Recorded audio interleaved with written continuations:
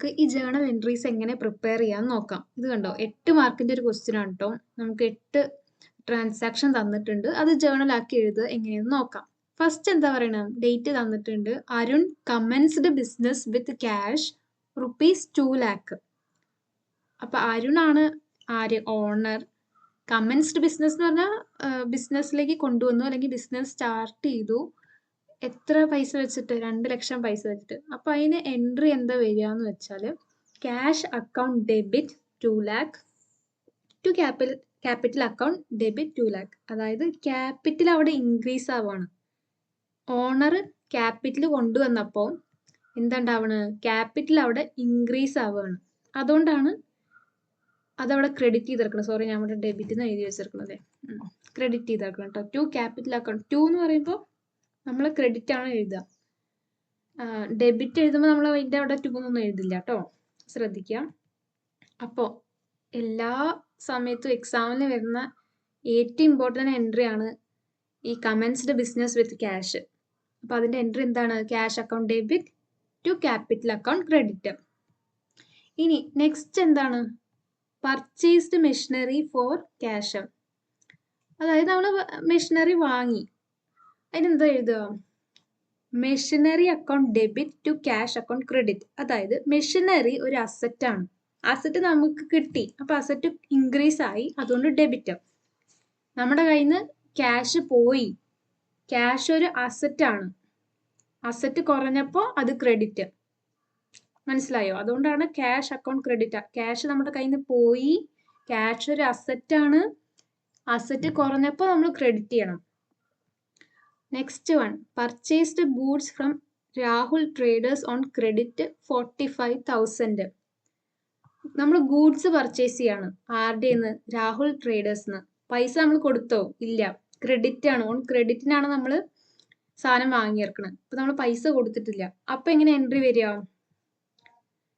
Purchases account debit. നമ്മൾ goods account debit എന്ന് എഴുതില്ല. ഗൂഡ്സ് വാങ്ങുമ്പോൾ നമ്മൾ purchases account debit 45,000 to Rahul traders account credit. അതായത് നമ്മൾ ക്യാഷ് നമ്മുടെ കയ്യിൽ നിന്ന് പോയിട്ടില്ലല്ലോ, ക്രെഡിറ്റിനാണ് വാങ്ങിയിരിക്കുന്നത്. അപ്പോൾ എന്താണ്? നമ്മുടെ ലയബിലിറ്റി ഇൻക്രീസ് ആവുകയാണ്. രാഹുൽ ട്രേഡേഴ്സിന് കൊടുക്കേണ്ട കാശ് നമ്മൾ കൊടുത്തിട്ടില്ല, അപ്പൊ നമ്മുടെ ലയബിലിറ്റി ഇൻക്രീസ് ആവണം. ലയബിലിറ്റി ഇൻക്രീസ് ആകുമ്പോൾ നമ്മൾ ക്രെഡിറ്റ് ചെയ്യണം.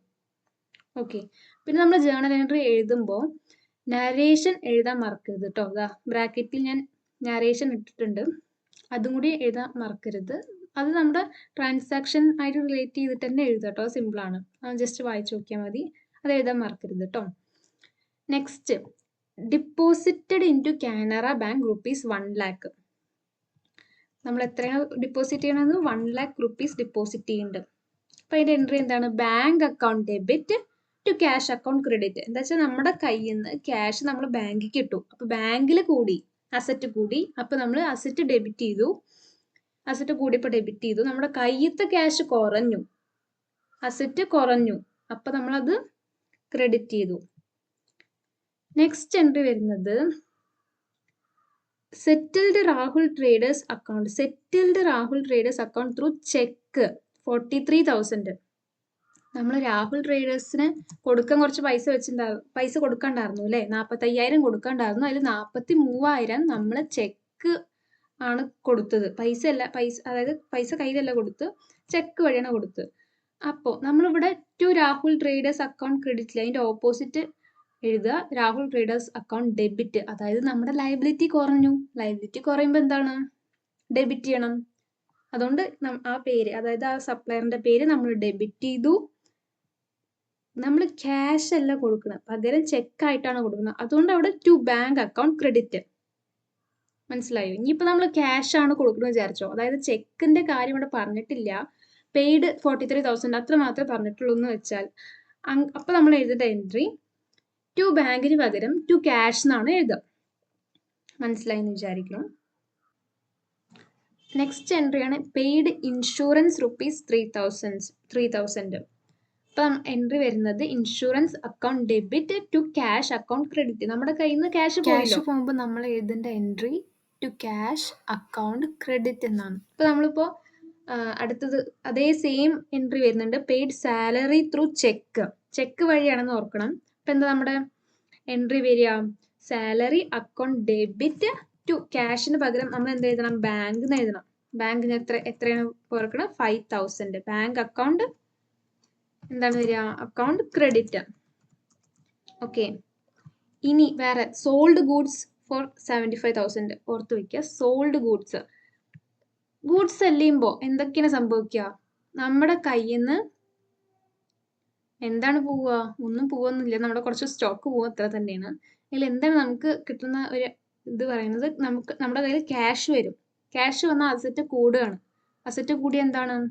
നമ്മൾ ഡെബിറ്റ് ചെയ്യണം. പിന്നെ എന്തുകൊണ്ട് ടു സെയിൽസ് അക്കൗണ്ട് ക്രെഡിറ്റ് എന്ന് എഴുതിയെന്നറിയോ? സെയിൽസ് ഇൻകം അല്ലേ? സെയിൽസ് ഇൻകം നമുക്ക് കിട്ടുമല്ലേ? അപ്പൊ ഇൻകം കൂടുമ്പോൾ എന്താണ്? നമ്മൾ അത് ക്രെഡിറ്റ് ചെയ്യണം. ഓക്കെ. അതുപോലെ തന്നെ വേറെ സിമിലർ ക്വസ്റ്റ്യൻസ് ഇതിൽ ചോദിച്ചിട്ടുണ്ട് കേട്ടോ. അക്കൗണ്ടിങ് ഇക്വേഷൻ ചോദിച്ചിട്ടുണ്ട്. അത് വളരെ സിമ്പിൾ ആയിട്ടുള്ള ഒരു കാര്യമാണ്. പിന്നെന്താണ്? സെയിം ഇതാ ഈ ഒരു ബോക്സ് കണ്ടോ?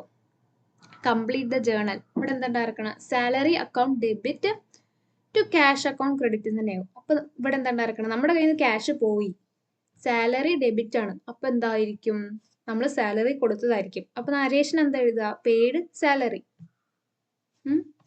Next, credit purchase from Anil. ഇതിൽ ഫ്രോം, സോറി അത് അറിയാതെ പറ്റിയതാവും.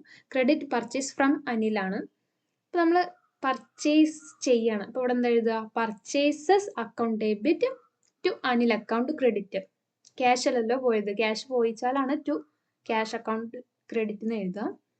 പിന്നെ പർച്ചേസ് ചെയ്യുന്ന പർച്ചേസ്, അപ്പൊ നമ്മൾ ഗൂഡ്സ് ആവും പർച്ചേസ് ഉണ്ടാവുക. അപ്പൊ നമ്മൾ പർച്ചേസസ് അക്കൗണ്ട് ഡെബിറ്റ് എന്ന് എഴുതാം. പിന്നെ ഇവിടെ എന്താണ്? നമുക്ക് റെന്റ് കിട്ടി. റെന്റ് കിട്ടിയ എന്താ entry? Cash account debit to rent account. നമ്മുടെ കയ്യിൽ ക്യാഷ് കിട്ടി ടു റെന്റ് അക്കൗണ്ട്. ക്യാഷ് കിട്ടുമ്പോൾ എന്താണ്? അസറ്റ് കൂടുകയാണ്. അപ്പൊ എന്താ ഇവിടെ എഴുതുക? ക്യാഷ് എന്ന് എഴുതാം. പിന്നെ bank account debit to cash account credit. അതെന്തായിരിക്കും? നരേഷൻ ആണ് എഴുതാൻ പറഞ്ഞിരിക്കണം. Bank account debit cash account credit. നമ്മൾ സെയിം ഈ സംഭവം ഇവിടെ ഉണ്ടായിരുന്നു ലാസ്റ്റ് ക്വസ്റ്റ്യനിൽ. എന്താണ്? Deposited in to bank. Deposit ചെയ്യുമ്പോൾ വരുന്ന എൻട്രി ആണ് bank account debit to cash account. Okay.